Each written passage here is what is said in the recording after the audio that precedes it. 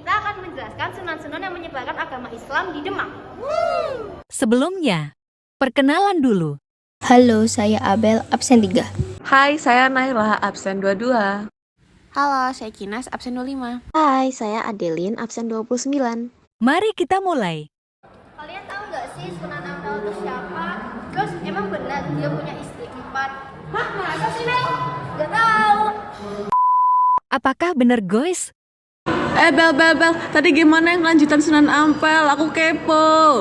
Jadi Sunan Ampel itu nama lengkapnya adalah Raden Muhammad Ali Rahmatullah atau Raden Rahmat. Ternyata Sunan Ampel itu bukan lahir di Indonesia, tapi di Champa, Kamboja pada sekitar tahun 1401 Masehi. Dan ternyata ia mempunyai 2 istri yang bernama Dewi Condrowati dan Dewi Karimah. Dari Dewi Condrowati ia memiliki 5 orang anak dan Dewi Karimah ia memiliki 5 orang anak. Lalu dia merupakan salah satu wali songo yang mengajarkan ajaran Islam di Pulau Jawa. Tak hanya dikenal sosok pendakwah, Sunan Ampel juga dikenal sebagai pembina pondok pesantren pertama di Jawa Timur. Terus Sunan Ampel tuh punya metode dakwah nggak sih, Bel, sebenarnya? Punyalah, semua sunan tuh pasti punya. Cuman dari Sunan Ampel ini dengan cara membangun jaringan kekerabatan dengan melakukan upaya akulturasi dan asimilasi dari aspek budaya pra-Islam agar lebih mudah diterima oleh masyarakat. Terus Sunan Ampel ini punya 5 falsafah yang terkenal. Namanya itu moh limoh atau tidak berjudi, moh ngombet atau tidak mabuk, moh maling atau tidak mencuri, moh madat atau tidak mau menghisap candu, moh madon atau tidak berzinah. Dan Sunan Ampel ini sudah meninggal pada tahun 1467 Masehi dan dimakamkan di barat Masjid Sunan Ampel, Surabaya. Terus wilayah dakwahnya itu di mana aja ya, Bel? Nah, jadi Sunan Ampel itu datang ke Jawa dan menetap di Tuban sekitar tahun 1443 Masehi. Dia tuh datangnya nggak sendirian, tapi sama saudaranya, tapi sama juga sepupunya. Lalu dia menemui bibinya yang ada di kerajaan Majapahit. Di lain sisi dia pergi ke Majapahit bukan hanya menemui bibinya, tapi menemui Raja Majapahit yang sedang suram.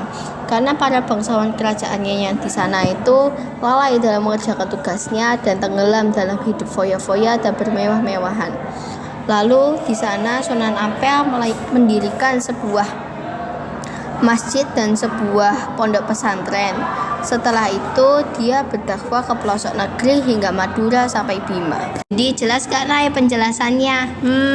Terima kasih ya, Bel. Lumayan buat nambah-nambah pengetahuan. Cus lanjut ke sultan yang berikutnya. Mau aku kasih tahu tebak-tebakan nggak? Hah? Apa tuh? Tahu nggak siapa Sunan dari Demak yang paling setia? Siapa, Bel? Sunan Bonang. Kalian penasaran? Simak terus videonya. Nah, sekarang aku akan jelasin tentang Sunan Bonang. Sunan Bonang adalah salah satu penyebar agama Islam yang dilahirkan pada tahun 1465 di Rembang dengan nama Raden Maulana Magdum Ibrahim. Beliau adalah putra Sunan Ampel dan Nyai Ageng Manila. Istri dari Sunan Bonang adalah Diu Irah Putri Raden Jaka Kendar, serta anak cucunya yaitu Dewi Ruhil, Jayeng Rano, dan Jayeng Katon. Sunan Bonang memulai dakwahnya di Kediri, yang mayoritas penduduknya saat itu beragama Hindu. Kemudian Sunan Bonang menetap di Desa Bonang, Lasem, Jawa Tengah. Dan di sanalah Sunan Bonang mendirikan pesantren yang dikenal sebagai Watu Layar. Sudah jelaskan guys. Sekarang sunan yang ketiga. Sok rajin banget deh lu. Coba sebutin satu sunan yang menyebarkan agama Islam di Pulau Jawa. Sunan Gresik. Hah? Siapa tuh? Semen. Bercanda guys. Untuk penjelasannya, kita dengerin Kinas saja. Nah, di sini aku bakalan jelasin ke kalian tentang Sunan Gresik. Sunan Gresik atau Maulana Malik Ibrahim adalah pemimpin Wali Songo generasi pertama dalam menyebarkan agama Islam di Tanah Jawa. Ia merupakan ayah dari Sunan Ampel yang juga dikenal sebagai salah satu anggota Wali Songo. Sunan Gresik memiliki 3 pasang istri dengan total 8 anak. Dalam berdakwah, Sunan Gresik dikenal sebagai sosok pemberani yang sangat bijaksana dan tidak memaksakan ajarannya. Selain menjadi guru agama, Sunan Gresik juga berdakwah dengan metode perdagangan, pertanian, dan pengobatan. Sunan Gresik berdagang berbagai macam kebutuhan pokok, di mana ia bisa berinteraksi dan mendekati masyarakat untuk mengenalkan Islam.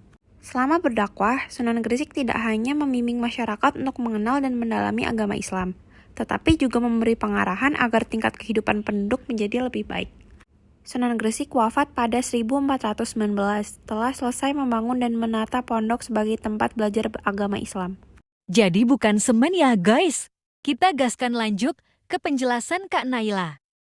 Nay ngapain sih? Nay sibuk banget? Kamu tahu gak sih, Kin? Sunan Muria itu punya 2 istri. Enggak. Bombastic side eye, criminal offensive side eye. Nah, at last but not least adalah Sunan Muria. Sunan Muria itu siapa sih? Jadi Sunan Muria itu adalah seorang wali songo yang kelahiran Jawa Tengah.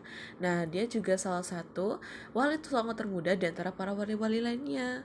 Nah, dia itu cara berdakwahnya itu sangat unik sekali. Jadi dia itu memperkenalkan agama Islam ke daerah pertanian yang terpencil jauh dari keramaian kota.